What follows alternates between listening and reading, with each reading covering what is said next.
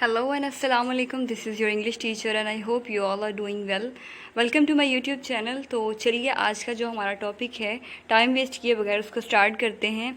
तो ये जो टॉपिक आज हम स्टार्ट करने जा रहे हैं वो है जी हमारी डायरेक्ट एंड इनडायरेक्ट नरेशन यानी डायरेक्ट एंड इनडायरेक्ट स्पीच, जो कि मैट्रिक में तो बहुत इंपॉर्टेंट होती है। ठीक है, आपका जो है वो 9th में आपके एक्टिव पैसिव आते हैं, जबकि 10th क्लास में आपकी डायरेक्ट एंड इनडायरेक्ट नरेशन आती है। तो याद रहे कि जब तक आप इसके रूल्स याद नहीं कर लेते तब तक आप अपनी डायरेक्ट से इनडायरेक्ट नरेशन को सॉल्व नहीं कर पाते। ठीक है, तो अपनी इस लेक्चर को स्टार्ट करने से पहले आप अपने पास अपनी नोट पैड और अपनी पेंसिल पास रखें ताकि आप लोग साथ साथ जो इनके रूल्स हैं वो नोट करते जाएं। जो चीज़ भी आप नोट करना चाहें तो आप इसके स्क्रीनशॉट लेके सेव भी कर सकते हैं। तो चलिए अब स्टार्ट करते हैं। सबसे पहले तो बात कर लेते हैं कि जी मैंने यहाँ पे एक वर्ड यूज़ किया। मोस्टली जो डायरेक्ट एंड इनडायरेक्ट नरेशन होती है ये मैट्रिक के बच्चे ही करते हैं। वैसे तो ये हर लेवल के लिए ठीक है, बेस्ट है। ये रूल्स आपके आपकी पूरी लाइफ तक आपके साथ चलेंगे। जब भी आप इस डायरेक्ट और इनडायरेक्ट नरेशन को, चाहे आप टीचर हैं या स्टूडेंट हैं, ये आपके साथ ही चलेंगे इंशाल्लाह। यही वाले आपको हर जगह पढ़ाए जाएंगे। तो देखिए, नरेशन जो है मे भी बच्चों के लिए एक नया वर्ड हो, तो मैं ये बताते चलूँ कि नरेशन का मतलब, नरेशन जो वर्ड है ये नरेट करने से निकला है, जिसका मतलब होता है बयान करना। ठीक है, तो चलिए आप देख लेते हैं कि डायरेक्ट स्पीच और डायरेक्ट नरेशन होती क्या है। ठीक है, इसकी डेफिनेशन को देखें। The way of speech in which the actual words of the speaker are repeated is called direct speech और direct narration.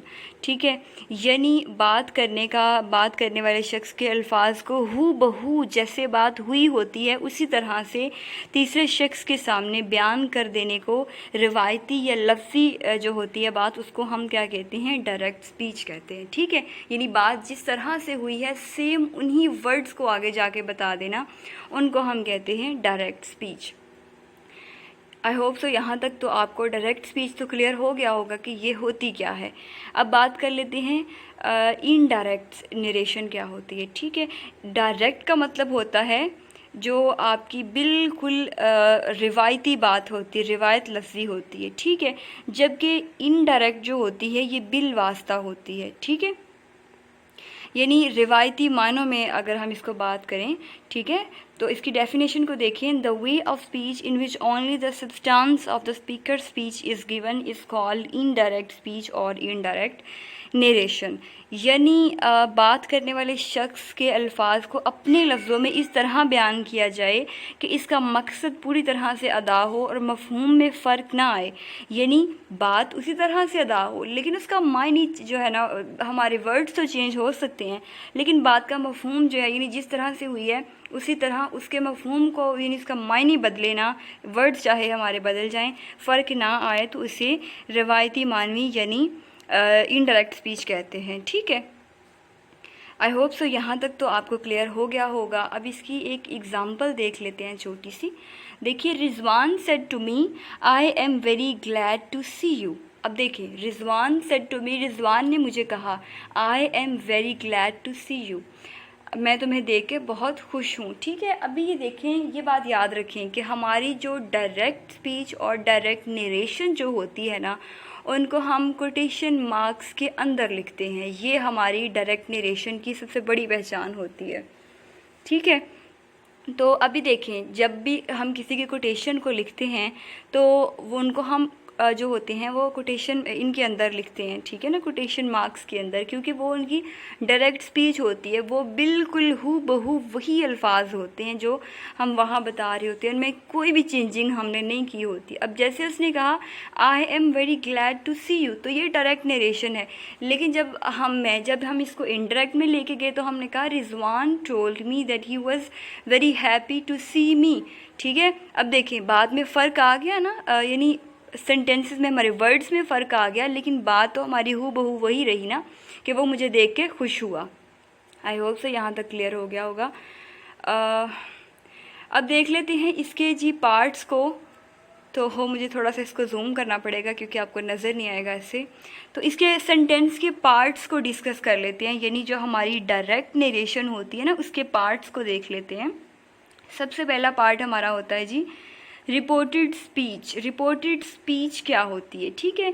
Speakers actual words are called reported speech, यानी जो इन्वर्टेड कॉमास के अंदर लिखी हुई होती है ना, उसको हम कहते हैं रिपोर्टेड स्पीच, ठीक है। अब इतना तो समझ आ गई होगी कि जो इन्वर्टेड कॉमास के अंदर लिखी हुई बात होती है ना, इन शॉर्ट हम उसको रिपोर्टेड स्पीच कहते हैं। दूसरा पार्ट हमारा होता है रिपोर्टर, ठीक है। Speaker is called the reporter, यानी जो शख्स बात कर रहा होता है ना, उसको हम कहते हैं रिपोर्टर। यानी जो इन्वर्टेड कॉमास के बाहर लिखा हुआ बंदा है ना, जो कह रहा है कुछ भी, वो रिपोर्टर होता है। जो हमें आके ख़बर दे रहा होता है कि फ़लाँ ने ये बात कही, ठीक है, वो हमारा रिपोर्टर होता है। रिपोर्टिंग वर्ब क्या होता है? रिपोर्टिंग वर्ब वो होता है, यानी इन शॉर्ट अगर मैं आपको बताऊं, जैसे सेड, सेज, विल से, ठीक है, ये हमारा रिपोर्टिंग वर्ब है। सिर्फ रिपोर्टिंग वर्ब की भी बात हो रही है, ठीक है। अभी इसकी एक छोटी सी एग्ज़ाम्पल देख लेते हैं। इसकी एग्ज़ाम्पल को देखिएगा। Aslam said I am very busy now. Aslam said I am very busy now. मैंने पहले 3 चीज़ों की बात की। मैंने कहा reported speech, reporter and reporting verb. अब उसी को मैं एग्ज़ाम्पल से समझाने वाली हूँ, बड़ा ध्यान से देखिएगा कि असलम जो है ना, इस सेंटेंस में असलम हमारे पास रिपोर्टर है, ठीक है, क्योंकि ये हमें ख़बर दे रहा है, ये रिपोर्टर है। उसके बाद सेड जो है, ये हमारा सेड रिपोर्टिंग वर्ब है, यानी इन्वर्टेड कॉमा से पहले आया और रिपोर्टर के बाद आया, तो ये हमारा रिपोर्टिंग वर्ब है। अब जो इन्वर्टेड कॉमास के अंदर लिखी हुई बात है, I am very busy now, ये हमारी रिपोर्टेड स्पीच है, ठीक है। सेंटेंस के 3 पार्ट्स हैं, reported verb, reporting speech and reporter. Reporter वो होता है जो ख़बर देता है, ठीक है। रिपोर्टेड स्पीच वो होती है जो इन्वर्टेड कॉमास के अंदर लिखी हुई असल बात होती है और जिसके ज़रिए कन्वे किया जाता है, जिस वर्ब के ज़रिए, जिसकी हेल्प से कन्वे किया जाता है, उसको हम कहते हैं रिपोर्टिंग वर्ब, ठीक है। आई होप सो यहाँ तक आपको क्लियर हो गया होगा। आगे चलते हैं। आगे अभी जब हमने इसको डायरेक्ट से इनडायरेक्ट नरेशन में हमने इसको चेंज करना है ना, तो याद रहे कि हमने यूं ही चेंज नहीं करना, हम इसमें जो है ना तब्दीली करते हैं। उसमें सबसे पहली तब्दीली तो जो होती है, 3 तब्दीलियाँ होती हैं, मैं आपको बता देती हूँ। एक तो हमारी होती है जी टेंस की, ठीक है। एक तो हमारी होती है प्रोनाउन की, दूसरी हमारी तब्दीली होती है टेंस की। और उसके बाद हम सर्टेन वर्ड्स को चेंज करते हैं और वो उसको हम बाद में इंशाल्लाह डिस्कस करेंगे इसी वीडियो में। सबसे पहले तो देखिए प्रोनाउन की तब्दीली हम किस तरह से करते हैं, ठीक है। प्रोनाउन की तब्दीली हम इस तरह से करते हैं कि देखें, सबसे पहले देखें रिपोर्टेड स्पीच यानी कॉमा के अंदर लिखे हुए फर्स्ट पर्सन को रिपोर्टिंग वर्ब यानी कॉमा के बाहर लिखे हुए हिस्सा के फ़ाइल यानी सब्जेक्ट के मुताबिक तब्दील किया जाता है। याद रहे कि जो हमारी डायरेक्ट और इनडायरेक्ट नरेशन होती है ना, डायरेक्ट नरेशन में हमारे पास पर्सन्स, ठीक है, 3 तरह के होते हैं। एक होता है फर्स्ट पर्सन, एक होता है सेकंड पर्सन और उसके बाद होता है थर्ड पर्सन। फर्स्ट पर्सन नोट कर ले, फर्स्ट पर्सन होता है I, my, me, we, our and us, ठीक है, ये होते हैं हमारे पास फर्स्ट पर्सन। सेकंड पर्सन हमारे पास 2 ही होते हैं, यू एंड योर्स। और थर्ड पर्सन हमारे पास होते हैं their, her, hers, they, them, he, she, it and his, ठीक है। हिम एंड इट्स भी इसी में आते हैं। तो ये हमें आपको क्लियर कर दिया मैंने यहाँ पे कि ये हमारे 3 पर्सन्स होते हैं, ठीक है। इनको आप याद रखेंगे तो ही हम आगे जो है वो आगे चल सकेंगे। तो चलिए अब आगे इसको पढ़ते हैं कि फ़र्स्ट में तब्दीली कैसे करते हैं। यानी सबसे पहली बात हुई कि जो रिपोर्टेड स्पीच यानी कॉमा के अंदर लिखे हुए जो हमारा फर्स्ट पर्सन होता है, इन शॉर्ट में अगर बताऊँ तो फर्स्ट पर्सन को हम जो है वो रिपोर्टिंग वर्ब कॉमा के यानी कॉमा के बाहर लिखा हुआ जो होता है ना, रिपोर्टिंग वर्ब का मैंने आपको बड़ा क्लियरली बताया था, यानी सेड होता है, सेड और सेज, ठीक है, से, ये हमारे रिपोर्टिंग वर्ब होते हैं। तो फर्स्ट पर्सन को हम इसके अकॉर्डिंग चेंज करते हैं, ठीक है। यानी फर्स्ट पर्सन था हमारे पास आई, my, me, we, our and अस, इसको हम रिपोर्टिंग वर्ब यानी सेड, सेज और विल से के अकॉर्डिंग चेंज करते हैं, ठीक है। यहाँ तक समझ आ गई होगी आपको इंशाल्लाह, आई होप सो समझ आ गई होगी क्योंकि I am trying my best. तो अभी इसकी एग्जाम्पल को देख लेते हैं। He said I am writing a letter to my friend, ठीक है। He said I am writing a letter to my friend. Sorry, मैं यहाँ पे जहाँ पे जब हमारी ये नरेशन ख़त्म हो रही है डायरेक्ट स्पीच की, वहाँ पे मैं इन्वर्टेड कॉमास लिखना भूल गई हूँ। तो याद रहे कि जो हमारी डायरेक्ट नरेशन होती है वो इन्वर्टेड कॉमास के अंदर ही लिखी जाती है, जो हमारी रिपोर्टेड स्पीच होती है। तो इस सेंटेंस में मैं दोबारा से क्लियर करती जाऊँ कि इस सेंटेंस में ही जो है वो रिपोर्टर है, सेड रिपोर्टिंग वर्ब है, और बाकी I am writing a letter to my friend is are reported speech. ठीक है। अच्छा, अब इसकी बात कर लेते हैं हमने इसको चेंज कैसे करना है। हमने बात की थी कि इसको रिपोर्टिंग वर्ब के अकॉर्डिंग चेंज करते हैं। ठीक है। अभी देखें, जब भी हम इन्वर्टेड कॉमास को ख़त्म करते हैं तो इन्वर्टेड कॉमास को ख़त्म करने के लिए हम इन्वर्टेड कॉमास को दैट में कन्वर्ट कर देते हैं। ठीक है। अब देखें, ही सेड, इन्वर्टेड कॉमास को हमने ख़त्म किया तो दैट लगाया, ही सेड दैट। अब देखिए सेंटेंस की तब्दीली इसमें हुई है, तो सेंटेंस की तब्दीली याद रहे कि सेंटेंस की जो तब्दीली है वो हम इंशाल्लाह आगे जाके पढ़ेंगे, लेकिन इसी सेंटेंस में इसी वीडियो में हम इसको क्लियर करेंगे। देखिए, I am writing a letter to my friend, अभी इसमें he was writing a letter to his friend. ठीक है। अब माई जो था इसमें प्रोनाउन था ना, तो माई को हमने यानी फर्स्ट पर्सन को, माई फर्स्ट पर्सन था तो माई को हमने इसके रिपोर्टिंग वर्ब के अकॉर्डिंग हमने किस में चेंज कर दिया, हमने इसको हिज में। तो हिज क्या था हमारे पास, थर्ड पर्सन। याद रहे कि मोस्टली जो हमारे पास फर्स्ट पर्सन्स होते हैं वो थर्ड पर्सन में चले जाते हैं। ठीक है। और जो हमारे पास होते हैं सेकंड पर्सन वो मोस्टली फर्स्ट पर्सन में कन्वर्ट होते हैं। ठीक है। जब हम इसको डायरेक्ट से इनडायरेक्ट नरेशन में लेके जाते हैं तो ये बात याद रखिएगा कि जो हमारे फर्स्ट पर्सन होते हैं वो मोस्टली सेकंड पर्सन में कन्वर्ट हो जाते हैं। अब ये देखें, इसी सेंटेंस को इसी एग्जांपल में देखें कि माई जो था वो तो फर्स्ट पर्सन था ना, लेकिन जब हमने इसको चेंज किया इनडायरेक्ट नरेशन में तो ये थर्ड में चला गया ना। देखें, मैंने कहा that he was writing a letter to his friend. ठीक है। हीज़ जो है वो हमारे पास थर्ड पर्सन है, थर्ड में चला गया। अभी सेकंड एग्जांपल इसकी देखें, she said my watch is not keeping correct time. She said my watch is not keeping a correct time. अब इसको भी हम जो है सेंटेंस में देखें, हम इसको रिपोर्टिंग वर्ब के अकॉर्डिंग ही चेंज करेंगे। शी सेड, यहाँ तक तो सेम हमारा हू बहू वैसे ही आ गया, लेकिन जब हमने इन्वर्टेड कॉमास को जो है वो ख़त्म किया तो हमने दैट लगाया। She said that my. अब देखिए प्रोनाउन इसमें फिर से माई आ गया। माई को हमने, माई चूँकि फर्स्ट पर्सन है तो फर्स्ट पर्सन मैंने पहले बताया कि फर्स्ट पर्सन थर्ड में मोस्टली कन्वर्ट हो जाता है, तो थर्ड पर्सन हर में चला गया। ठीक है। अब हमें कैसे पता चला हमने यहाँ पे हर लगाना था, क्योंकि हमारा रिपोर्टर है वो फीमेल है। ठीक है। तो फीमेल के लिए हम हर यूज़ करते हैं ना। ठीक है। तो देखें, अब यहाँ पे she said that her watch was not keeping correct time. I hope so यहाँ तक क्लियर हो गया होगा। अभी इस रूल नंबर 2 यानी प्रोनाउन का जो हमारा सेकंड रूल है उसको देख लेते हैं। रिपोर्टेड स्पीच यानी कॉमा के अंदर लिखे हुए हिस्सा के सेकंड पर्सन को रिपोर्टिंग वर्ब यानी कॉमा के बाहर लिखे वाले हिस्से वाले मफूल यानी object, in short second person को ऑब्जेक्ट के अकॉर्डिंग चेंज करते हैं। ठीक है। आई होप सो क्लियर तो हुआ होगा आपको। अब ये बात उन्होंने कहा कि ऑब्जेक्ट कौन सा वाला ऑब्जेक्ट, रिपोर्टेड स्पीच का ऑब्जेक्ट के रिपोर्टिंग स्पीच का ऑब्जेक्ट। ठीक है। ये बात याद रहे, रिपोर्टिंग स्पीच का ऑब्जेक्ट। ठीक है। रिपोर्टिंग स्पीच का ऑब्जेक्ट। अब ऑब्जेक्ट कैसे हुआ, इसकी एग्जांपल को देखें। Shahid said to me. अब जिस पर काम हो रहा होता है उसको हम ऑब्जेक्ट कहते हैं। तो शाहिद ने जिससे बात की वो कौन था, वो मैं। ठीक है। वो मैं थी ना। Shahid said to me, Shahid ने मुझसे कहा। तो याद रहे कि अब इसी सेंटेंस में मैं यानी मी जो है ये ऑब्जेक्ट है, जिस पर काम हुआ वो ऑब्जेक्ट है। तो इन शॉर्ट सेकंड पर्सन अगर हमारे पास डायरेक्ट नरेशन में आ जाता है तो उसको हम ऑब्जेक्ट के मुताबिक चेंज करते हैं। ठीक है।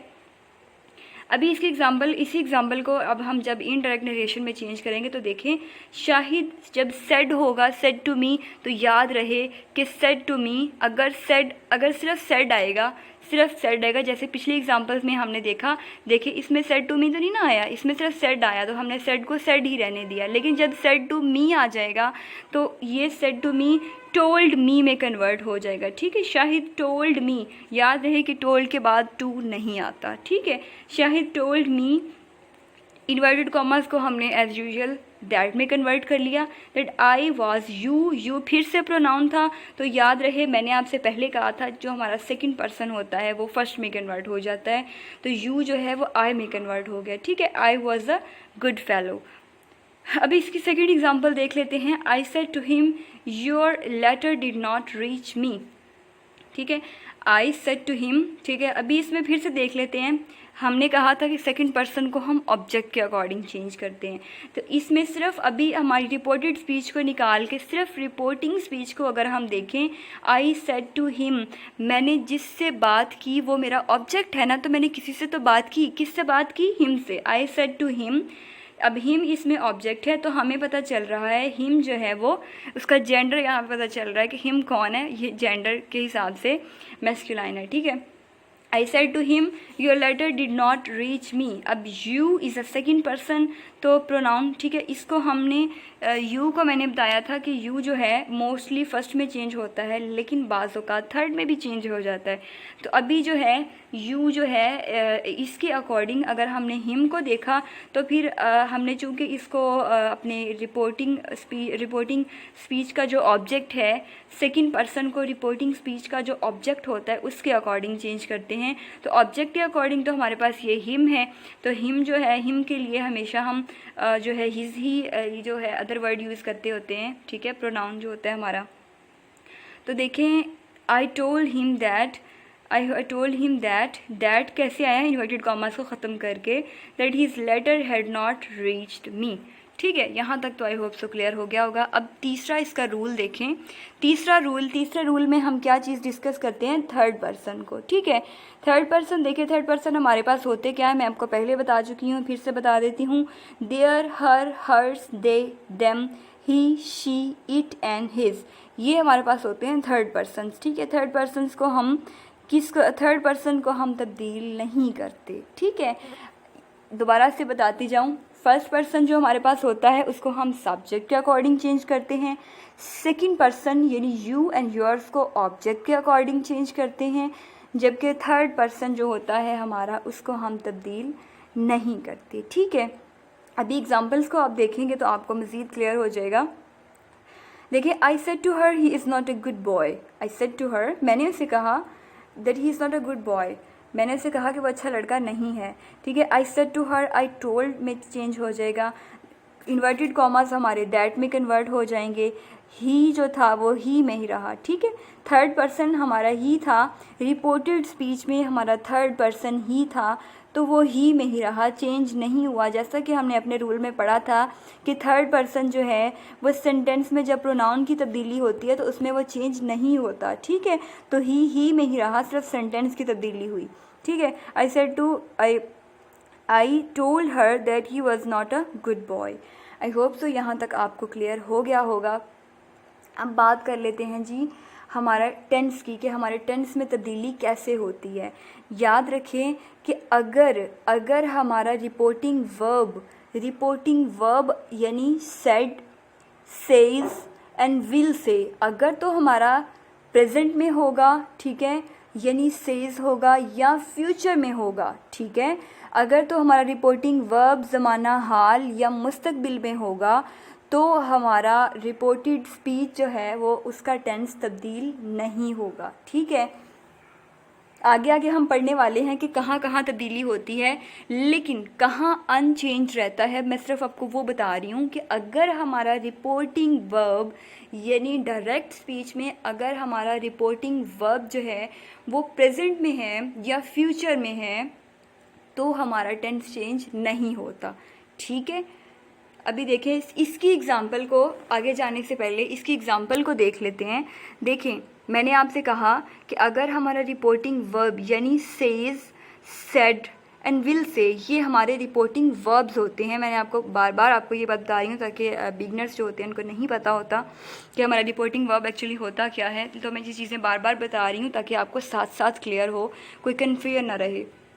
तो देखें, he says, he is a reporter, says is a reporting verb, Shahid plays on the piano is a reported speech। ठीक है, तो यहाँ पे देखें he says that, अगर जब हम इसको लेके जाएंगे इनडायरेक्ट में, तो he says inverted commas will converted into that, ठीक है, he says that Shahid plays on piano.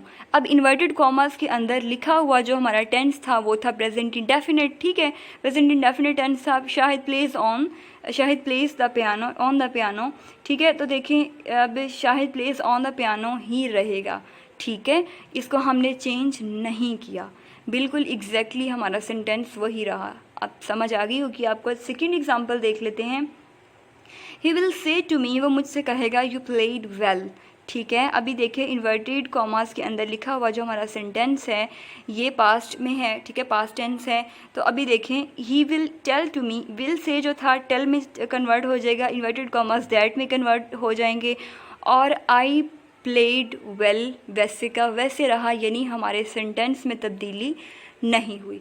दोबारा से बताते चलूँ कि जब हमारा रिपोर्टिंग वर्ब जो होता है प्रेजेंट या फ्यूचर में होता है तो हमारे टेंस में तब्दीली नहीं होती। कौन सा टेंस? जो हमारा रिपोर्टेड स्पीच होती है, यानी जो रिपोर्टेड जो इन्वर्टेड कॉमास के अंदर लिखा हुआ सेंटेंस होता है वो तब्दील नहीं होता अगर हमारा रिपोर्टिंग वर्ब प्रेजेंट या फ्यूचर में हो, ठीक है। अच्छा, अब हम बात कर लेते हैं कि हमारा रिपोर्टिंग वर्ब जो है वो तब्दील होता कहाँ पे है, हमारा सेंटेंस तब्दील कहाँ पे होता है। सॉरी, मैं रिपोर्टिंग वर्ब कह गई, हमारा सेंटेंस जो है वो तब्दील होता कहाँ पे है, ठीक है। तो मैं बताती चलूँ कि अगर इन्वर्टेड कॉमास, अगर तो हमारा सेंटेंस पास्ट में होगा, अगर हमारा रिपोर्टिंग वर्ब जो है वो पास्ट में होगा, यानी सेड में होगा, ही सेड, शी सेड, ठीक है। अगर पास्ट में होगा तो तब्दीलियाँ टेंस में इस तरह से होंगी। ये चार्ट आपके लिए बहुत इंपॉर्टेंट है, आपने इसको नोट कर लेना है क्योंकि अभी ज़्यादा काम इसी पे होने वाला है। अगर हमारे पास टेंस प्रेजेंट इंडेफिनिट में होगा तो वो प्रेजेंट तो पास्ट इंडेफिनिट में कन्वर्ट हो जाएगा। सेकेंडली, अगर पास्ट कॉन्टीन्यूस में होगा तो अगर प्रेजेंट कॉन्टीन्यूस में होगा तो पास्ट कॉन्टीन्यूस में चेंज हो जाएगा। अगर प्रेजेंट परफेक्ट में होगा तो पास्ट परफेक्ट में चला जाएगा। अगर प्रेजेंट परफेक्ट कॉन्टीन्यूस में होगा तो पास्ट परफेक्ट कॉन्टीन्यूस में चला जाएगा, ठीक है। अगर पास्ट इंडेफिनिट में होगा तो पास्ट परफेक्ट में चला जाएगा। हमारा रिपोर्टेड स्पीच यानी इन्वर्टेड कॉमास के अंदर लिखा हुआ सेंटेंस अगर पास्ट इंडेफिनिट में होगा तो पास्ट परफेक्ट में चला जाएगा, ठीक है। अगर हमारा पास्ट कॉन्टीन्यूस में होगा तो पास्ट परफेक्ट कॉन्टीन्यूस में चला जाएगा, ठीक है। आई होप सो यहाँ तक क्लियर हो गया होगा कि ये हमारे टेंस की तब्दीलियाँ थी। उसके बाद ये जो सर्टेन वर्ड्स होते हैं, यानी अगर ये वैसे तो ये फ्यूचर में ही आते होते हैं, यानी हमने तो ये बात कही थी कि अगर हमारा जो है जी हमारा रिपोर्टिंग वर्ब जो है वो प्रेजेंट और फ्यूचर में होगा तो हमारे टेंस में तब्दीली नहीं होगी। हाँ जी, बिल्कुल हमारे टेंस में तब्दीली नहीं होगी। हाँ, अलबत्ता कुछ स्पेसिफिक वर्ड्स हैं जो चेंज हो जाएंगे, जैसा कि कैन जो है वो कुड में चेंज हो जाएगा। शेल जो है हमारा शुड और वुड में, शेल और विल शुड वुड में चेंज हो जाएंगे। में जो है वो माइट में कन्वर्ट हो जाएगा, ठीक है। इसके बाद अब इसकी कुछ एग्जांपल्स देख लेते हैं। 2 एग्जांपल्स हैं इसकी। Rizwan said the boys write letters, ठीक है। अब देखिए रिजवान सेड इस सेंटेंस में हमारा जो डायरेक्ट नरेशन है उसमें हमारा जो है जी रिपोर्टिंग वर्ब वो पास्ट में है। सेड से की पास्ट फॉर्म जो है वो सेड होती है ना, तो देखिए सेड में चला गया।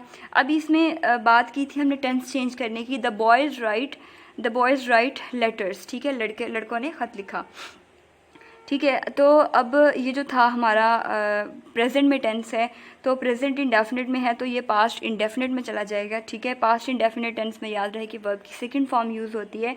रिजवान, जब हम इसको इनडायरेक्ट नरेशन में लेके जाएंगे तो देखिए Rizwan said that, inverted commas को हटा के हमने दैट लगाया। द बॉयज़ रोट रिटन, ठीक है, सेकंड फॉर्म हमने लगाई, यानी ये पास्ट इंडेफिनिट में चला गया। प्रेजेंट इंडेफिनिट में था, हमारा रिपोर्टेड स्पीच जो थी वो हमारी प्रेजेंट इंडेफिनिट में थी, तो जब हम इसको इनडायरेक्ट नरेशन में लेके गए तो वो हमारी जो किस में चलेगी, पास्ट इंडेफिनिट में, ठीक है। सेकेंड इसकी एग्जाम्पल देखें। He said I am writing a letter, उसने कहा कि मैं ख़त लिख रहा हूँ। He said I am writing a letter. अब देखिए इन्वर्टेड कॉमास के अंदर लिखा हुआ जो हमारा सेंटेंस है I am writing a letter, ये प्रेजेंट कॉन्टीन्यूस में है, तो जब हम इसको इनडायरेक्ट नरेशन में लेके जाएंगे तो गैस करें किस में जाएगा। यस, आपने सही गैस किया, ये बिल्कुल हमारा पास्ट कॉन्टीन्यूस में चला जाएगा, ठीक है। He said that, inverted commas को हटा के हमने दैट लगाया। I am writing a letter, ठीक है, एम जो था एम वॉज में कन्वर्ट हो जाएगा जब ये पास्ट में जाएगा, I was writing a letter, ठीक है। आई होप सो यहाँ तक आपको बहुत अच्छे से क्लियर हो गया होगा। अच्छा, अभी हम बात कर लेते हैं कि जी यहाँ तक तो हमारी ये बात हुई कि जी हमने अपना सेंटेंस जो है वो चेंज कैसे करना है, किन किन सूरतों में करना है, कहाँ कहाँ नहीं करना। तो अभी दोबारा से बात कर लेते हैं कि हमारा जो सेंटेंस है वो चेंज कैसे जो है वो किस तरह से नहीं होगा, ठीक है। हमारा सेंटेंस किन किन सूरतों में चेंज नहीं होगा। देखिए, अगर both reporting verb and reported speech are in the past tense, दोनों पास्ट टेंस में होंगे, तो क्या होगा, हमारा जो वर्ब है रिपोर्टेड स्पीच जो है वो remain unchanged in the following example. देखें, इस एग्जांपल से हम इस चीज़ को कवर करेंगे, ठीक है। सबसे पहला केस तो वो है कि कहाँ कहाँ पर चेंज नहीं होगा। सबसे पहली बात कि हमारी जो स्पीच है यानी रिपोर्टेड स्पीच कहाँ चेंज नहीं होगी। 3-4 सूरतें हैं, वो साथ साथ नोट कर लें कि एक तो ये कि अगर हमारे पास हिस्टोरिकल ट्रुथ आ जाता है, ठीक है, तारीख़ी सच्चाई आ जाती है, तो वहाँ पे हमारा टेंस चेंज नहीं होता, यानी हम उसको डायरेक्ट से इनडायरेक्ट नरेशन में लेके जाएंगे तो हमारा रिपोर्टेड स्पीच वाला टेंस चेंज नहीं होगा। ही said that Pakistan became free in 1947। Yes, ये एक हिस्टोरिकल ट्रुथ है ना, पाकिस्तान 1947 को आज़ाद हुआ था, तो ये हुआ था, हम इसको चेंज नहीं कर सकते, हम इसकी डेट को कतन चेंज नहीं कर सकते, तो ये एज इट इज़ ही आएगा, ठीक है। ही सेड दैट, सिर्फ इन्वर्टेड कॉमास को चेंज करेंगे, ठीक है, इन्वर्टेड कॉमास जो है वो दैट में कन्वर्ट हो जाएंगे। Pakistan became free in 1947, Pakistan 1947 को आज़ाद हुआ, तो वैसे का वैसे रहा, हमारे सेंटेंस में कोई तब्दीली नहीं आई, ठीक है। सेकंड जो इसका है कहाँ पे चेंज नहीं होगा वो देखें। If two connected actions taking place in the past at the same time और reported in the direct speech, it is also no change, ठीक है। अगर दो कनेक्टेड एक्शंस होंगे यानी दो एक्शन जिनका आपस में ताल्लुक़ होगा और वो पास्ट टेंस में दोनों आ जाएंगे रिपोर्टेड स्पीच में, तो हमारा टेंस चेंज नहीं होगा। ही सेड, इस एग्जांपल देखें, he said when the game began it started raining। अब देखें, he said when the game began, अब दो काम हुए हैं, एक तो गेम स्टार्ट हुई, दूसरा बारिश भी साथ ही स्टार्ट होगी, ठीक है। ऐसे हुआ ना, दो काम, अब ताल्लुक़ तो है ना दोनों का कि जब गेम स्टार्ट हुई बारिश भी इसके साथ ही शुरू हो गई, तो ये इनका ताल्लुक़ था। अब इसको देखें, he said that when the game began it started raining, ठीक है, वही हमारा सेंटेंस में कोई तब्दीली नहीं हुई, सिर्फ हमने इन्वर्टेड कॉमास को ख़त्म करने के लिए दैट लगाया।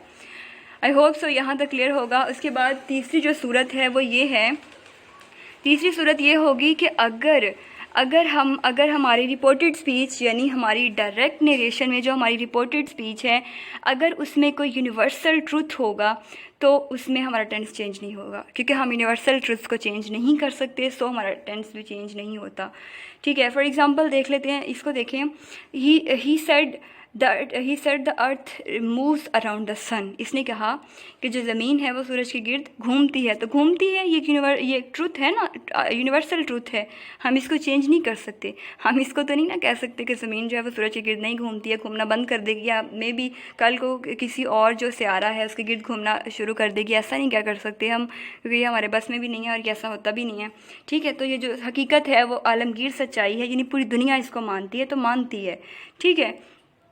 तो देखें, he said as it is आ गया, दैट इन्वर्टेड कॉमास को हमने ख़त्म किया तो दैट आ गया, that the earth moves around the sun, ठीक है, सूरज ज़मीन के गिर्द घूमती है, तो वैसे का वैसे रहा। आई होप सो यहाँ तक क्लियर हो गया होगा। उसके बाद हमारा जो लास्ट सेशन है देखें, उसके बाद इसमें सर्टेन वर्ड्स में तब्दीलियाँ होती हैं, चाहे ये फ्यूचर टेंस में आ जाएं, पास्ट में आ जाए, किसी में भी ये वर्ड्स आ जाएं, तो इनको जब हम डायरेक्ट से इनडायरेक्ट में चेंज करते हैं, तो ये वर्ड्स, अगर ये वर्ड्स हमारे डायरेक्ट नरेशन में आएंगे तो हम इनको इनडायरेक्ट नरेशन में चेंज करके इस तरह से लिखेंगे, ठीक है। यानी अगर हमारी डायरेक्ट नरेशन में नाउ आ गया है तो नाउ जो है वो देन में कन्वर्ट हो जाएगा इनडायरेक्ट नरेशन में जाके, ठीक है। Now becomes then, this becomes that, this becomes those, here becomes there, thus becomes so, ago becomes before, today becomes that day, tonight becomes that night, tomorrow becomes the next day, yesterday becomes the previous day, last night becomes the previous night, next week becomes the following week and just becomes then. ठीक है, यहाँ पे हमारे rules जो थे all over हर जगह पे आपको यही रूल पढ़ाए जाते हैं. इनफैक्ट कुछ टीचर्स जो हैं कुछ रूल्स को स्किप कर जाते हैं. तो आपने अगर इसको नोट कर लिया तो बहुत अच्छी बात है. आपने अगर मेरी वीडियो एंड तक देखी तो आपका बहुत बहुत शुक्रिया.